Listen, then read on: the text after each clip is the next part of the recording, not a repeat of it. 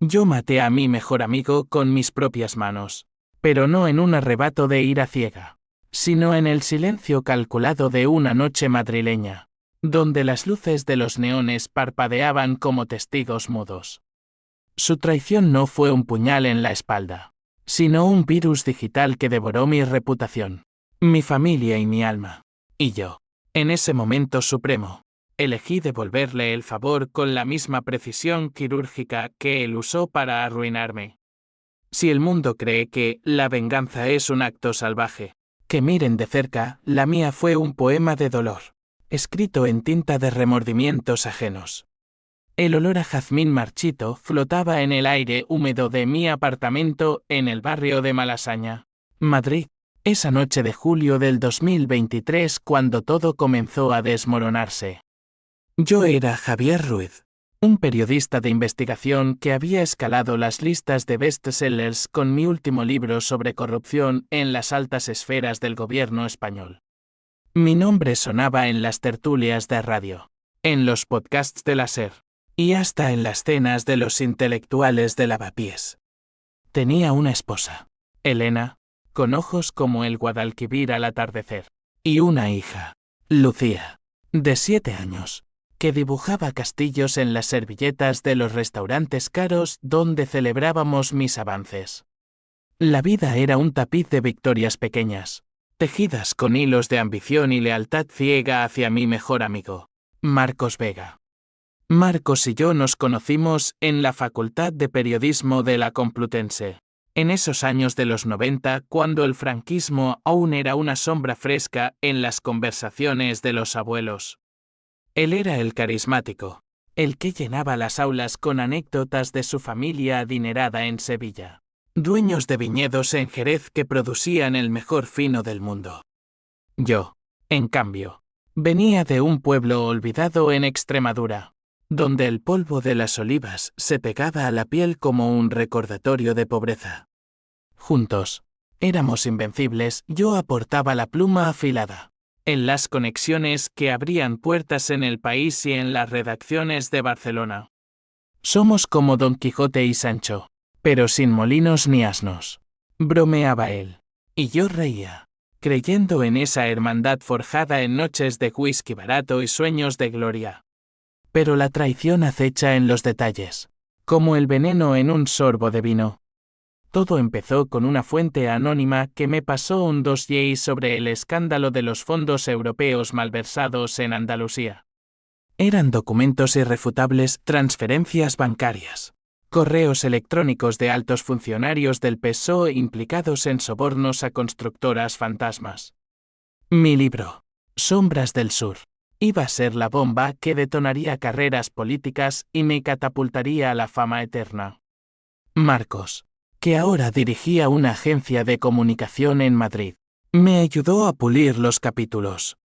Esto va a ser legendario, Javi, me dijo una tarde en su oficina de Gran Vía, con vistas a la Puerta del Sol. Le mostré extractos. Le conté los nombres clave, confiando en él como en un hermano de sangre.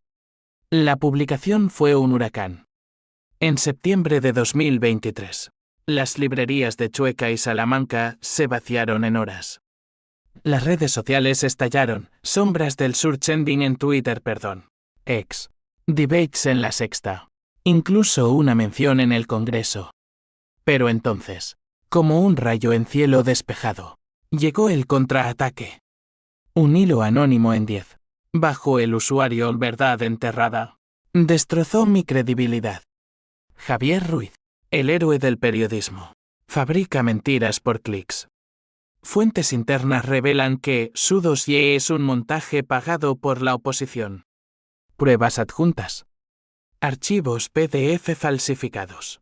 Fotos manipuladas de mí recibiendo sobres en un café de Atocha, imágenes de Etfaque tan perfectas que hasta Elena dudó al verlas. El hilo se viralizó, 500.000 retweets en 24 horas. Memes de mí como un titiritero corrupto. Hashtags como Ruiz miente y periodista falso. El pánico se instaló como una niebla espesa.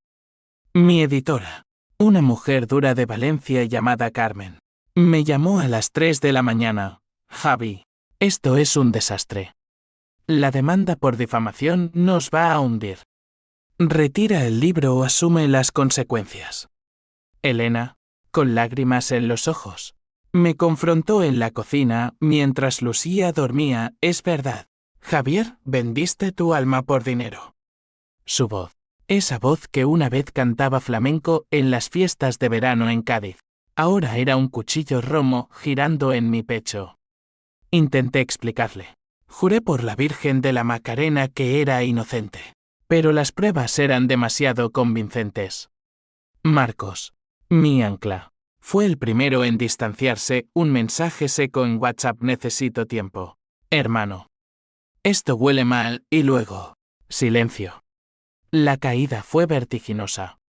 En una semana, perdí el contrato con la editorial, mi columna en El Mundo, y las invitaciones a los programas de televisión se convirtieron en boicots. Los vecinos de nuestro bloque en Malasaña empezaron a susurrar cuando salía con la compra. Un graffiti en la puerta rezaba: mentiroso. Elena se fue con Lucía a casa de su madre en Sevilla, dejando una nota: no puedo criar a nuestra hija en la sombra de la duda. Solo quedé yo, en un apartamento que olía a soledad y a platos sucios, scrolleando X hasta el amanecer, viendo cómo mi vida se desangraba en píxeles. Fue entonces cuando descubrí la verdad, no en un arrebato de intuición, sino en un rastro digital que dejé de seguir por puro agotamiento. Una noche, mientras bebía un Rioja solo en el balcón, recordé un detalle: el estilo del hilo anónimo.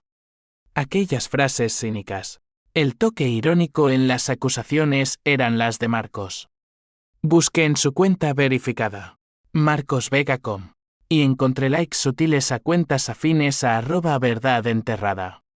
Un hackeo simple con un software gratuito de rastreo aprendido en mis días de reportero freelance reveló el IP: la misma oficina en Gran Vía. Marcos, mi Marcos, había vendido el dossier a un Lavide Constructoras Andaluzas por 200.000 euros. Ellos lo filtraron de vuelta, torcido, para silenciarme. ¿Por qué? Porque en mis notas había un capítulo sobre su familia. Los viñedos de Jerez lavaban dinero de esos mismos sobornos. Me había usado como peón, y cuando el rey estaba en jaque, sacrificó al caballo. La rabia no fue un fuego inmediato, sino un río subterráneo que erosionaba mis huesos. Pasé semanas en la oscuridad, comiendo paella fría de latas y viendo documentales sobre venganzas en Netflix, de la mafia siciliana a los narcos de Medellín, buscando fórmulas. No quería la ley. La justicia española es lenta como un procesión de Semana Santa, y yo necesitaba catarsis. Planeé meticulosamente: primero, reconstruir mi re. Contacté a viejos aliados. Un jeque de Barcelona llamado Raúl, que me debía un favor por salvarlo de una redada en el 2010. Dame todo sobre Vega, le pedí. Raúl me envió un dossier propio, correos, transferencias, incluso grabaciones de Marcos jactándose en un bar de la Latina. Ruiz era demasiado ingenuo. Ahora soy el rey del spin. El primer paso fue sutil, como el preludio de un fandango. Creé una cuenta falsa, Sombra del Sur, y empecé a soltar migajas, tweets anónimos sobre irregularidades en la agencia de Marcos, enlaces a documentos borrosos que apuntaban a sus clientes corruptos. Nada directo, solo suficiente para que los buitres olfatearan. En 2 semanas, Vega limpio se convirtió en Vega sucio. Él contraatacó, por supuesto, con comunicados de prensa negando todo, pero el daño estaba hecho. Su esposa, una abogada de Toledo llamada Isabel, empezó a cuestionarlo en cenas familiares. Lo supe por un micrófono que Raúl plantó en su coche. Pero la venganza verdadera requiere capas, como un plato de callos madrileños, sabores que se acumulan hasta explotar. Me infiltré en su mundo. Fingí un reencuentro casual en un vernisaje en el Reina Sofía, donde él posaba con un cava en la mano, rodeado de periodistas que ahora lo miraban con recelo. Marcos, Viejo amigo, dije, con una sonrisa que ocultaba el acero. Él palideció, pero el ego lo traicionó. Javi, ¿qué haces aquí? Pensé que estabas acabado. Hablamos durante horas. Yo fingiendo arrepentimiento. Él justificándose con mentiras que olían a colonia barata. Al final de la noche, le propuse un pacto: ayúdame a limpiar mi nombre. Y yo el tuyo. Él mordió el anzuelo, ciego por la culpa que empezaba a roerle. Los días siguientes fueron un baile de máscaras en las sombras de Madrid. Marcos, ansioso por redimirse ante su propia conciencia, o eso creía al principio, me invitó a su ático en Salamanca, un palacio de mármol y arte contemporáneo pagado con sangre ajena. Allí, mientras bebíamos vermú en la terraza con vistas a la Castellana, le extraje confesiones disfrazadas de remordimientos. Fue un error, Javi. La presión de los clientes. Mi familia depende de esto, murmuró, con los ojos vidriosos por el alcohol. Yo asentí, fingiendo empatía. Mientras mi mente cartografiaba sus debilidades, la adicción al póker online que lo tenía endeudado con usureros de Vallecas, el afaire con una becaria de su agencia que Isabel sospechaba, y el secreto más oscuro: un hijo ilegítimo en Córdoba, fruto de una aventura con una camarera durante las ferias de mayo. Elena regresó brevemente a Madrid para una mediación familiar, y en ese limbo de reconciliación tentativa, me usó como confidente. Nos encontramos en un café de la Plaza Mayor, bajo el aroma de churros y el bullicio de turistas. Lucía pregunta por ti, Javier. Dice que extraña sus cuentos, me dijo, con la voz quebrada como un azulejo astillado. Mi corazón se retorció. Aún la amaba, con una ferocidad que la venganza no podía apagar. Pero le mentí con dulzura: diles que vuelvo pronto. Solo necesito tiempo. En realidad, usé esa información como munición. A través de Raúl, filtré el afaire de Marcos a un tabloide sensacionalista, El Gato, disfrazado de exclusiva anónima. El titular: el rey del spin, esclavo de la carne. Marcos Vega y su becaria en un motel de Leganés explotó como una petarda en las fallas. Isabel lo confrontó esa misma noche. Lo oí todo a través del micrófono: platos rotos, gritos que escalaban hasta amenazas de divorcio. Marcos me llamó histérico al amanecer: esto es obra tuya. Cabrón, ¿crees que no lo sé? Negué con vehemencia, ofreciéndole consuelo falso: déjame ayudarte. Juntos, contra el mundo. Él, desesperado, accedió a un plan más profundo: hackearíamos las cuentas del Verdad Enterrada que él mismo controlaba para probar mi inocencia. En su ático, ante pantallas parpadeantes y botellas de Ribera del Duero, Raúl, disfrazado de mi consultor técnico, plantó el virus. No solo revertimos el daño, lo amplificamos. El hilo original se autodestruyó, revelando metadatos que apuntaban directamente a la IP de Marcos. X estalló de nuevo: traición Vega, con influencers de derechas y de izquierdas uniendo fuerzas en un linchamiento digital. Sus clientes huyeron como ratas de un incendio en la boquería. La agencia se desangró en deudas. Pero la venganza no es lineal, es un laberinto de espejos donde te enfrentas a tu propio reflejo.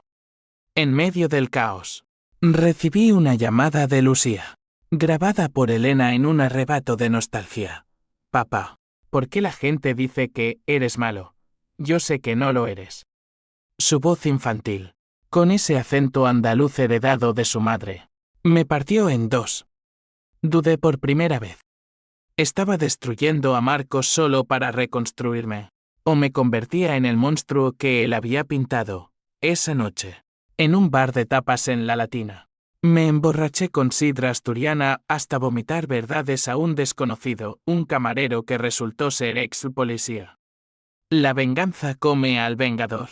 Amigo, me dijo, con la sabiduría de quien ha visto demasiados dramas en las calles empedradas de Madrid.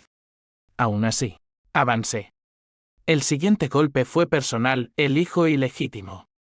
Usando contactos en Córdoba, un primo de Raúl que trabajaba en servicios sociales. Organicé una visita sorpresa anónima a la madre del niño. Le envié pruebas de las finanzas turbias de Marcos, sugiriendo que el dinero para la manutención provenía de sangre. Ella, una mujer rota por años de promesas vacías, explotó en una demanda pública en las redes locals. Marcos, acorralado, me confesó todo en una reunión clandestina en el Retiro. Bajo los plátanos que susurraban secretos al viento, lo hice por miedo. Javi. Mi padre me desheredaría si salía a la luz. Lágrimas surcaban su rostro curtido por el estrés. Y por un instante, vi al chico de la facultad, no al traidor. Le perdoné en palabras: somos hermanos. Marcos. Lo superaremos. Pero en mi corazón, el río subterráneo rugía más fuerte. Elena notó el cambio en mí durante una cena tentativa en un restaurante de mariscos en Chamberí. Estás distante, Javier. Como si cargaras un peso invisible, murmuró, mientras partía un cigala con manos temblorosas. Le conté una versión edulcorada: es el estrés de la redención. Hicimos el amor esa noche en un hotel discreto cerca de la Gran Vía. Un oasis de pasión efímera donde sus gemidos ahogaron mis dudas. Pero al amanecer, mientras ella dormía, revisé mi teléfono, un mensaje de Raúl confirmando que el virus en la agencia de Marcos había escalado. Transferencias bancarias perdidas. Correos falsos enviados a la Guardia Civil. La trampa se cerraba. La sociedad, esa bestia indiferente de Madrid, empezó a cobrar su peaje. Amigos comunes me evitaban en las verbenas de San Isidro, incluso Carmen, mi editora, rechazó una propuesta de reconciliación. Has jugado con fuego, Javi. Y el fuego quema. Solo, en las madrugadas solitarias, me preguntaba si la fama perdida valía este sendero de destrucción. Marcos, meanwhile, se hundía, alcoholismo rampante. Noches en casinos de la Costa del Sol perdiendo lo poco que quedaba. Me enviaba mensajes patéticos: ayúdame, por Dios. Y yo respondía con falsas esperanzas, tejiendo la red más apretada. El clímax se gestaba en las entrañas de la ciudad, donde el Tajo imaginario de mis sueños extremeños se mezclaba con el Manzanares real. Planeé el encuentro final en su viñedo familiar en Jerez, un lugar simbólico donde todo había empezado, nuestras promesas jóvenes bajo las parras. Le envié un billete de AVE, fingiendo una oferta de salvación: ven a Sevilla. Hablemos como hombres. Él aceptó, desesperado por redención. El tren AVE de Madrid a Sevilla era un túnel de velocidad y recuerdos, donde el paisaje andaluz desfilaba como fotogramas de una película inacabada. Yo viajaba en primera clase, con un maletín que contenía no documentos, sino veneno metafórico. Por ahora, un USB con todas las pruebas compiladas, listo para ser accidentalmente enviado a la prensa si las cosas salían mal. Marcos subió en Córdoba, demacrado, con ojeras como surcos en la tierra seca de un olivar. Gracias por esto, Javi, murmuró al sentarse, su voz un eco ronco de la confianza pasada. Le ofrecí un café, negando el temblor en mi mano por los viejos tiempos. El viaje fue una confesión prolongada, un rosario de pecados desgranados entre estaciones. Habló de su padre, el patriarca de los Vega, un terrateniente que gobernaba los viñedos con puño de hierro y devoción católica hipócrita. Me crió para ser perfecto, pero yo siempre fui la mancha en la sábana, dijo, mirando por la ventana como el Guadalquivir serpenteaba abajo. Reveló el origen de la traición, una llamada de un Kenstrachter implicado en mi dossier, ofreciéndole el soborno para silenciar el libro. Pensé que eras prescindible, que el dinero salvaría a mi familia. Lágrimas calientes rodaron por sus mejillas, y por un segundo, el odio en mi pecho flaqueó. ¿Era él el villano, o solo un peón en el tablero de la codicia española? Llegamos a Jerez al atardecer, cuando el sol teñía las parras de oro líquido, como si el cielo conspirara para una escena bíblica. El viñedo de los Vega era un reino feudal, hileras interminables de uvas moscatel. Trabajadores andaluces con sombreros de paja que nos saludaban con respeto temeroso. Su padre, don Antonio, nos recibió en la bodega principal, un catedral subterránea de barricas de roble donde el aire olía a mosto fermentado y secretos enterrados. Era un hombre de 70 años, con bigote blanco y ojos como cuchillos toledanos. Hijo, has traído al traidor. Gruñó al verme, sin preámbulos. Marcos balbuceó excusas, pero don Antonio lo ignoró, ofreciéndome un fino de su reserva personal. He oído de tus penurias, Ruiz. En esta tierra, la lealtad se mide en sangre, no en palabras. La cena esa noche fue un ritual tenso en la hacienda, con mesas largas de mantel blanco y platos de gazpacho frío, jamón ibérico cortado como hostias, y cordero asado que sangraba jugos en los platos. Isabel había llegado de Madrid, con el rostro endurecido por el divorcio inminente, y el hijo ilegítimo, un niño de 5 años llamado Pablo, con los ojos de Marcos, fue presentado como un secreto a medias. Lucía no estaba allí, pero en mi mente, su ausencia era un fantasma que me pinchaba el alma. Conversamos de política, de la corrupción que carcomía Andalucía como la filoxera a las vides, y bajo la superficie, las corrientes de resentimiento bullían. Don Antonio, astuto como un torero, sondó mis intenciones. Dime, Javier, ¿qué buscas aquí? ¿Perdón o precio? Respondí con ambigüedad, bebiendo más de la cuenta para aflojar lenguas. Marcos, ebrio de alivio temporal, confesó fragmentos ante su padre: el soborno, el hilo en X, mi ruina. Don Antonio escuchó en silencio, su rostro impasible como una estatua en la Semana Santa sevillana. Hijo mío, has cavado tu propia tumba, sentenció al final, levantándose con la dignidad de un duque. Esa noche, mientras el viento del estrecho susurraba promesas de tormenta, Marcos me arrastró a la bodega para un pacto final. Destruyamos las pruebas juntos. Empieza de cero, imploró, con las manos temblando al abrir una barrica secreta donde guardaba los documentos originales. Allí, en la penumbra iluminada por una bombilla colgante, cometí mi primer error irreversible: la compasión. Le abracé, sintiendo su cuerpo flaco contra el mío, y por un instante, el plan se resquebrajó. Eres mi hermano, mentí, mientras mi mano rozaba el USB en mi bolsillo. Pero él lo sintió, ese instinto de rata acorralada, y retrocedió. ¿Qué escondes, Javi? La confrontación estalló como un petardo en una procesión. Acusaciones volando, botellas rodando por el suelo empedrado. Tú lo planeaste todo, gritó, lanzándose contra mí. Forcejeamos entre las barricas, el olor a vino derramado mezclándose con sudor y miedo. Lo derribé de un puñetazo, mi anillo cortándole la ceja, y en ese momento de superioridad, saqué el teléfono para grabar su confesión balbuceante. La grabación fue el detonante. La subí anónimamente a X esa misma medianoche. Desde un teléfono desechable, la voz de Marcos admitiendo la traición, nítida como un lamento flamenco.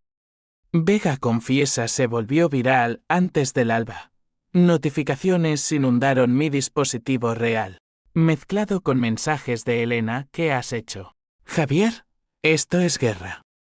Don Antonio, alertado por el escándalo, irrumpió en la bodega al amanecer, con una escopeta de caza en las manos. Fuera de mi tierra, Ruiz, has envenenado a mi sangre. Marcos, postrado en el suelo con la herida supurando, me miró no con odio, sino con una tristeza profunda. Termínalo tú. Merece la pena. Huí en un coche alquilado, el sol naciente tiñendo el horizonte de Jerez como sangre diluida en vino. El regreso a Madrid fue un vórtice de paranoia, paradas en gasolineras de la A4, donde camioneros me miraban con sospecha, y llamadas ignoradas de periodistas oliendo carnaza. Elena me bloqueó, Lucía, a través de un mensaje de voz filtrado. Sollozó, papá. Ven a casa. Mi apartamento en Malasaña era ahora un fortín, con cortinas corridas y el eco de mis pasos como acusaciones. Raúl me advirtió, la Guardia Civil investiga. Tienes que desaparecer. Pero la venganza, una vez desatada, no se contiene como un río en presas.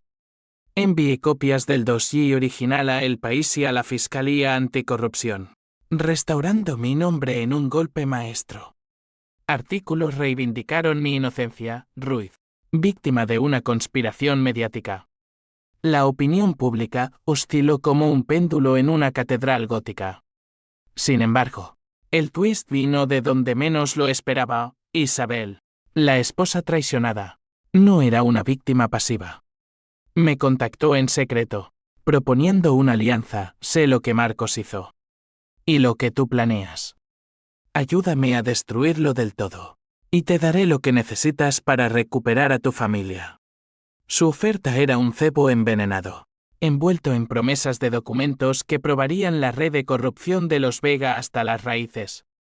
Nos encontramos en un convento abandonado en Toledo, ciudad de sinagogas mudas y alcázares fantasmales. Isabel, con un vestido negro que la hacía parecer una viuda flamenca, me entregó un sobre cartas de Marcos admitiendo no solo la traición conmigo, sino un asesinato encubierto, el de un testigo en el escándalo andaluz, ahogado en el Guadalete durante una fiesta de vinos. Él mató por dinero. Tú solo destruyes. Somos iguales, susurró, sus ojos brillando con una locura que reflejaba la mía. Acepté, pero con reservas. Juntos, orquestamos el golpe final, una filtración masiva a la prensa internacional, implicando a don Antonio en el homicidio. Exardió, CNN en español dedicó un segmento especial. Marcos, ahora un fugitivo en su propia casa, se rindió a la policía en Sevilla, esposado ante las cámaras como un Cristo del gran poder. Su padre, arruinado, vendió los viñedos a corporaciones extranjeras, murmurando maldiciones al viento siroco. La euforia de la victoria fue efímera, como el sabor de un gazpacho en labios agrietados por el calor toledano. Regresé a Madrid envuelto en una aureola de redentor, con entrevistas solicitadas en RN y portadas en ABC. Javier Ruiz, el periodista que venció a la sombra. Elena me abrió la puerta de su apartamento temporal en Usera, con Lucía aferrada a su falda como una enredadera. Has cambiado, Javier. Hay oscuridad en ti ahora, dijo, pero permitió que entrara, que abrazara a nuestra hija cuyo olor a vainilla y crayones me deshizo. Esa noche, conté cuentos de caballeros andantes, pero en mi voz, el eco de la bodega jerezana persistía, un recordatorio de que los héroes sangran. Marcos languidecía en la cárcel de Algeciras, awaiting juicio por fraude y obstrucción. Me visitó una vez, a través de un cristal mugriento, su rostro hinchado por golpes de compañeros de celda. Terminaste lo que empecé, pero valió la pena, croó, con una sonrisa torcida que era mitad desafío, mitad súplica. Le respondí con silencio, colgando el teléfono con el peso de un veredicto no pronunciado. Don Antonio, exiliado en un pueblo costero de Huelva, me envió una carta manuscrita. Has tomado mi legado, Ruiz. Pero el diablo cobra intereses. Isabel, libre con su parte del botín, un divorcio millonario, desapareció a Barcelona, dejando un rastro de rumores sobre una nueva vida en el Born, rodeada de artistas catalanes. Sin embargo, el twist que alteró todo no vino de ellos, sino de mí mismo. Semanas después del juicio, donde Marcos fue condenado a 8 años, su padre a 10 por complicidad, recibí un paquete anónimo en mi nuevo piso en Chamberí. Dentro, una grabación de audio, mi voz, en la bodega, confesando el plan a Raúl. Lo destruiré paso a paso. Sangre por sangre. Alguien me había traicionado, no Marcos. No Isabel. Sino Raúl, el jeque. Vendido por una oferta mejor de un rival periodístico. El audio se filtró esa misma noche en X. Bajo Ruiz manipulador.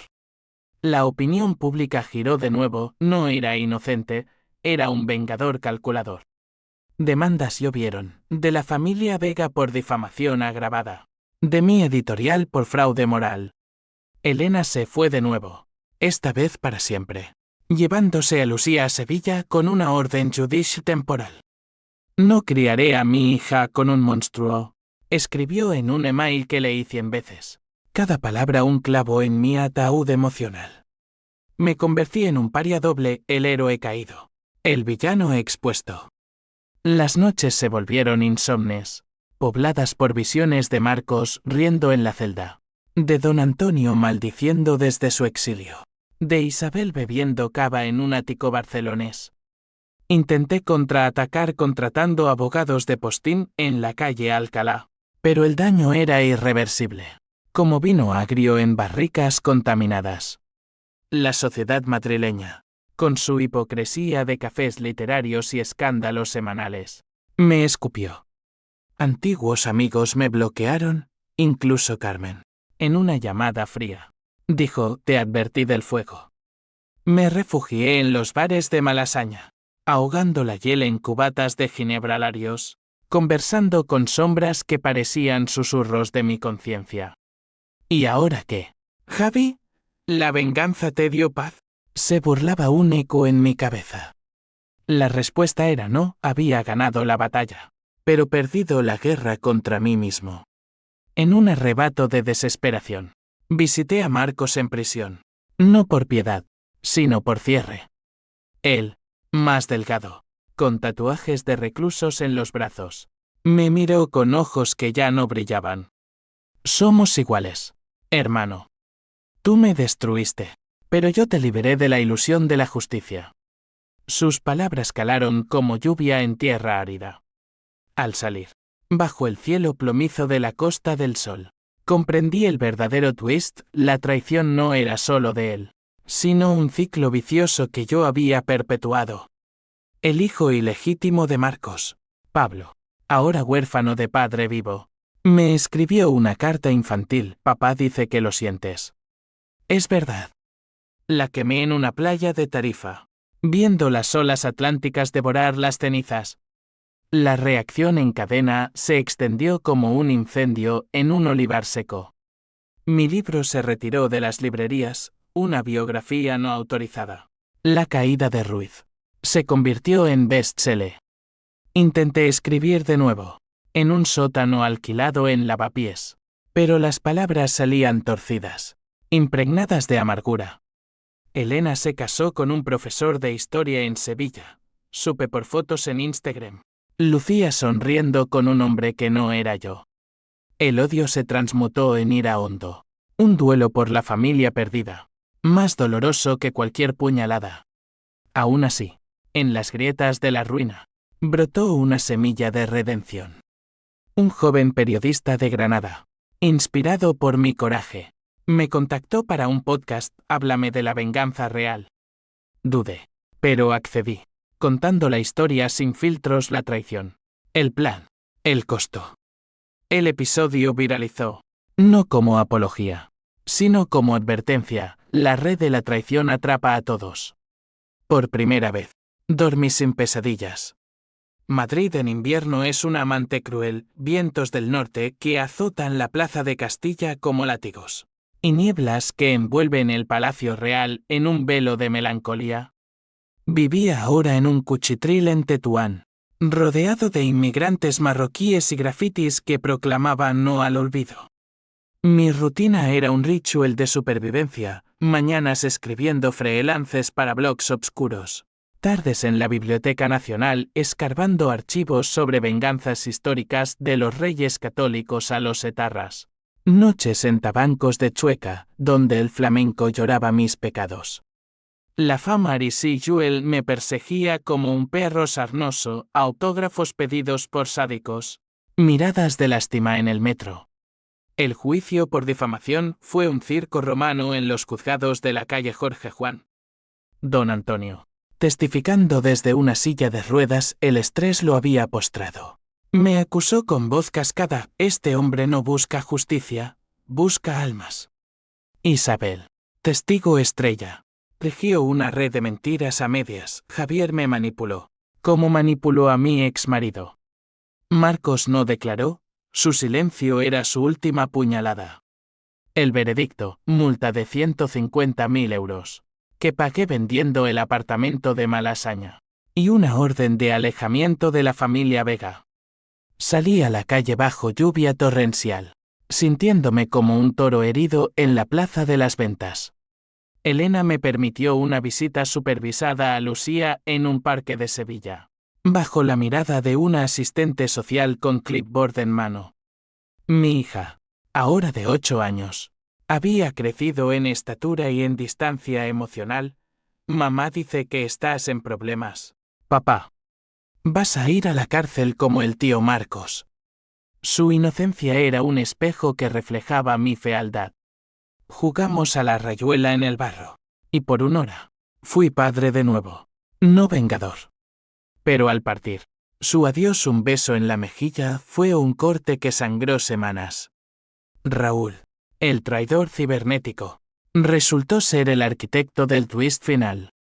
Lo rastreé a un cibercafé en Barcelona, usando habilidades aprendidas en mi propia caída. Era un tipo anodino, con gafas empañadas y un portátil lleno de virus. Lo hice por supervivencia, Javi.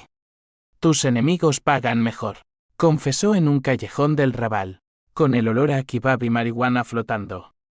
No lo golpeé, en cambio, lo grabé, cerrando el ciclo. La grabación, enviada a la policía catalana, lo metió en la trena por hacking. Ahora somos 3 enjaulados, le dije antes de irme, con una amargura que sabía a olivas amargas de mi infancia extremeña. La reacción en cadena alcanzó proporciones épicas. El escándalo Vega Ruiz inspiró un docudrama en NETFLIX, Redes de Sangre, donde me retrataban como un antihéroe shakespeariano, noble pero roto. Críticos lo alabaron por explorar la psique española, pasión y traición entrelazadas como un bolero. Recibí royalties modestos, suficientes para un piso decente en Vallecas, donde los vecinos eran solidarios en su propia lucha diaria. Allí, empecé terapia con una psicóloga de origen vasco, Inés, que diseccionaba mis sueños como un bisturí. Tu venganza fue un grito contra el abandono paterno, Javier. Extremadura te marcó más que Madrid. Las emociones se arremolinaban como un vendaval en el Ebro. Furia residual contra Marcos, que escribía cartas desde la cárcel pidiendo perdón. Desesperación por Lucía, cuya custodia perdí en apelación. Cálculo frío al planear un libro confesional. Confesiones de un vengador. Y, sorprendentemente, remordimiento que brotaba como manantiales en la sierra. Visitaba la tumba de mi madre en Badajoz, un camposanto polvoriento donde las cigüeñas migraban como almas errantes, y le contaba todo. Mamá, ¿valió la pena? ¿O soy solo un eco de tus advertencias? Un nuevo conflicto surgió de las cenizas. Un grupo de víctimas del escándalo andaluz me contactó. Ex trabajadores de las constructoras fantasmas, ahora en paro crónico. Tú expusiste la verdad, Ruiz. Ayúdanos a demandar. Formé una red informal, Voces del Sur, reuniéndonos en bares de Triana vía Zoom, tejiendo demandas colectivas contra los Vega residuales. Era redención por praxi, ni pluma, ahora empuñada por los oprimidos. Cortaba de nuevo. Pero el precio era alto. Amenazas anónimas en mi buzón. La sangre llama a la sangre. Recordatorios de que la venganza invita a réplicas.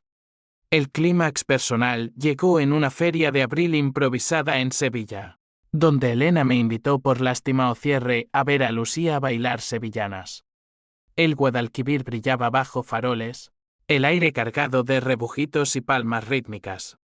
La vi allí, mi hija con un traje de lunares, girando con gracia heredada de su madre. Elena, a mi lado, murmuró, ha preguntado por ti. Dice que sueña con tus cuentos. El corazón se me hinchó, pero cuando intenté acercarme, un hombre, su nuevo esposo, me interceptó. Basta. Ruiz. Has hecho suficiente daño. La escena se disolvió en lágrimas contenidas, yo alejándome por las callejuelas empedradas, el eco de las castañuelas como burla. En esa noche de insomnio en un hostal de Triana, toqué fondo. Bebí fino robado de una taberna, y en la borrachera, llamé a Marcos colectivamente, un mensaje de voz a la prisión, confesando mi propio rol en su caída. Fuimos cómplices, hermano. Perdóname como yo te perdoné. No esperé respuesta. Era para mí un exorcismo digital. La primavera de 2025 trajo un deshielo inesperado, como la nieve derretida en las sierras de Gredos revelando flores ocultas. Mi libro confesional, La Re que nos atrapa, se publicó con un sello indie de Valencia, y aunque no alcanzó bestseller, con nervios expuestos, reseñas en El Cultural hablaban de una disección brutal de la psique digital española. Entrevistas en podcasts independientes me humanizaron. La gente empezó a escribir, gracias por mostrar que el perdón es la verdadera venganza. Marcos salió en condicional tras 3 años. Un hombre quebrado que se instaló en un pueblo de Jaén, cultivando olivos en arriendo. Nos encontramos por azar en un mercado de Córdoba, entre puestos de queso y especias. Él, con barba canosa y manos callosas, me tendió una aceituna, prueba. Es amarga, como la vida. Hablamos durante horas en un banco junto al río, desentrañando el nudo gordiano de nuestra amistad. Te odio menos ahora, admitió. Yo te perdono más, respondí, sellando un pacto tácito de silencio eterno. Elena, suavizada por el tiempo, permitió visitas no supervisadas a Lucía. En un viaje a Extremadura, mi hija y yo exploramos las dehesas de mi infancia, donde las encinas centenarias susurraban historias de resistencia. Papá, ¿por qué la gente se traiciona?, preguntó ella, arrancando margaritas. Le conté una versión edulcorada, porque olvidan que el corazón es como un olivo, retorcido, pero fuerte. Lucía sonrió, y en ese gesto, vi la posibilidad de un futuro sin sombras. Isabel reapareció brevemente, desde Barcelona, con una oferta de colaboración en un documental sobre corrupción mediática. La rechacé, hemos bailado suficiente. Isabel. Que cada uno siga su camino. Don Antonio murió en su exilio huelbeño, dejando un testamento que donaba los restos de los viñedos a una cooperativa de jornaleros, un gesto póstumo que olía a redención forzada. Raúl, liberado, se mudó a Portugal, cambiando el hacking por ciberseguridad ética. Me envió un email, aprendí de ti, Javi. La traición enseña. Lo borré, cerrando ese capítulo. Hoy, en diciembre de 2025, camino por las Ramblas de Barcelona, he mudado aquí por un trabajo en una redacción local, con el Mediterráneo lamiendo la costa como un amante arrepentido. La venganza me dejó cicatrices, insomnio crónico, una desconfianza que envenena nuevas amistades, y un vacío donde una vez latía la inocencia. Pero también me dio profundidad, como vino envejecido en roble francés, capas de sabor ganadas a pulso. Miro atrás y veo no un camino de destrucción, sino un tapiz tejido con hilos de dolor y resiliencia. La traición de Marcos fue el catalizador, mi respuesta, el fuego purificador. En las redes, donde todo empezó, publico ahora sobre empatía digital, advirtiendo a los jóvenes, un tuit puede derribar imperios, pero solo el corazón reconstruye. Lucía viene a visitarme en Pascua, bailando sevillanas en mi balcón con vistas a la Sagrada Familia. Elena y yo somos civilizados, compadres en la tormenta calmada. ¿Valió la pena? En las noches quietas, cuando el mistral susurra secretos, Respondo, sí y no. La venganza me devolvió mi voz, pero me robó la paz ingenua. Soy Javier Ruiz, superviviente de la sombra. Y en esta España de pasiones contenidas, eso basta.